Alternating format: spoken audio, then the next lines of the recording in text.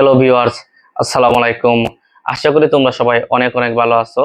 আল্লাহর রহমতে আমি খুব ভালো আছি। আজকে তোমাদের সামনে আমি আবার উপস্থিত হয়েছি বাংলা ব্যাকরণের একটি গুরুত্বপূর্ণ টপিক আলোচনা করার জন্য।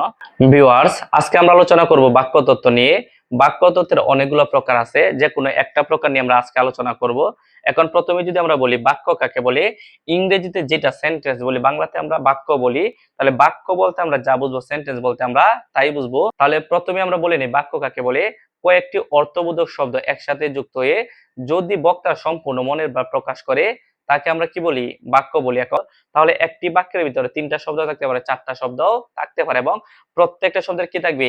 অর্থ থাকবে। যেমন আমি বললাম আমি বাজারে যাচ্ছি, তাহলে এই বাক্যের মধ্যে শব্দ হয়েছে তিনটা।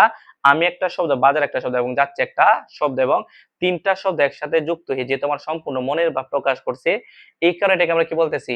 বাক্য বলতেছি। আমরা আজকে আলোচনা করব গঠনগত দিক থেকে বাক্য নিয়ে। আমরা কিন্তু জানি গঠনগত দিক থেকে বাক্য তিন প্রকার। প্রথম প্রকারটি হলো সরল বাক্য, দুই নম্বরে জটিল বা মিশ্র বাক্য, এবং তিন নম্বরে যৌগিক বাক্য। তাহলে আজকে শুধুমাত্র আমরা আলোচনা করব এই সরল বাক্য নিয়ে। এখন বিভিন্ন পরীক্ষায় সরল বাক্য থেকে বিভিন্ন প্রশ্ন আসে। তোমাকে যে কোনো বাক্য থেকে অবশ্যই চিনতে হবে যে কোনটা সরল বাক্য, কোনটা জটিল বাক্য, এবং কোনটা যৌগিক বাক্য। তাহলে তাহলে সরল বাক্য কাকে বলে আমরা সংজ্ঞা একটু মনে রাখবো।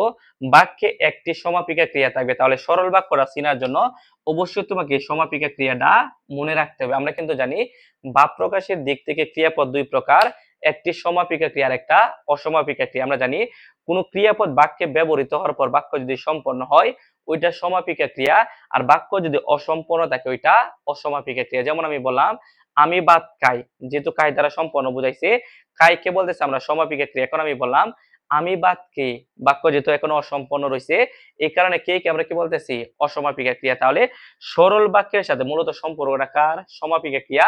এখন মনে করো 1000টা অসমাপিকা ক্রিয়া আছে, এটা দেখা দরকার নাই। যদি বাক্যের মধ্যে বা সেন্টেন্সের মধ্যে একটা সমাপিকা ক্রিয়া থাকে, এটাকে আমরা কি বলি? সরল বাক্য। এবং এই সমাপিকা ক্রিয়াকে ইংরেজিতে কি বলে? ফাইনিট ভার্ব বলে। তাহলে তুমি আগে দেখবা বাক্যের মধ্যে সমাপিকা ক্রিয়া কয়টা আছে। যদি বাক্যের মধ্যে একটা সমাপিকা ক্রিয়া থাকে, এটাকে আমরা কি বলবো? সরল বাক্য। তাহলে অসমাপিকা ক্রিয়া কয়টা আছে বাক্যের মধ্যে, এটা দেখা দরকার নাই। যদি বাক্যের মধ্যে একটা সমাপিকা ক্রিয়া থাকে 100%, এটাকে আমরা কি বলবো? সরল বাক্য। এখন এটা ভালো করে বোঝার জন্য আমরা দুইটা উদাহরণ দিলাম। যেমন আমি বললাম প্রথমটা, জেলেরা মাছ ধরে। তাহলে জেলে বলতে আমি কাজ বুঝি না, মাছ বলতে আমি কাজ বুঝি না, এই জায়গায় ধরে বলতে আমি কি বুঝি? কাজ বুঝি। এখন আমি বললাম জেলেরা মাছ ধরে, বাক্য যেহেতু সম্পূর্ণ বুঝাইছে, এখানে ধরেকে আমরা কি বলতেছি? সমাপিকা ক্রিয়া। এখন যদি আমি বলি এই বাক্যের মধ্যে সমাপিকা ক্রিয়া কয়টা? একটা।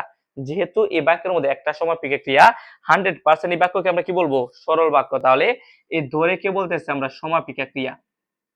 আচ্ছা, এরপর যদি আমি বলি বিপদে মোরে রক্ষা করো, এ নহে মোর প্রার্থনা। তাহলে আসলে অনেক বড় একটা বাক্য। এটা আসলে কোন বাক্য? দেখি আমরা বিপদ দ্বারা কি কাজ বুঝি? কাজ বুঝি না। মুরে দ্বারাও কাজ বুঝি না। রক্ষা দ্বারাও কাজ বুঝি না। এ নহে দ্বারাও কাজ বুঝি না। মুর দ্বারাও কাজ বুঝি না। প্রার্থনা দ্বারাও কাজ বুঝি না। এই জায়গায় করো দ্বারা আমরা কি বুঝি? কাজ বুঝি। এখন মনে করো এই অংশটা নাই, এটা আমরা বাদ দিলাম। আমরা কি বলছিলাম? যদি বাক্যের মধ্যে একটা সমাপিকা ক্রিয়া থাকে, এটাকে আমরা কি বলবো? সরল বাক্য। তাহলে এই বাক্যের মধ্যে দিকে আসলে সমাপিকা ক্রিয়া আছে কিনা, মনে করো ওই অংশটা বাদ, শুধুমাত্র আমি বললাম বিপদে মোরে রক্ষা করো। এখন আমি শুধুমাত্র বললাম বিপদে মোরে রক্ষা করো। এখন বলো যদি ওই অংশটা বাদ দিই, তারপরে কি এইটা দ্বারা কি বাক্য সম্পূর্ণ বুঝাইছি না? আমি বললাম বিপদে মোরে রক্ষা করো, বাক্য কি সম্পূর্ণ না?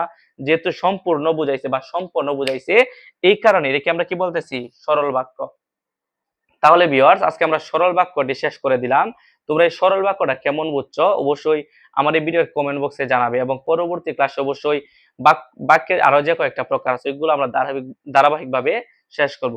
সবার সুস্বাস্থ্য কামনা করে আজকের ভিডিওটি এই জায়গায় শেষ করলাম। আসসালামু আলাইকুম।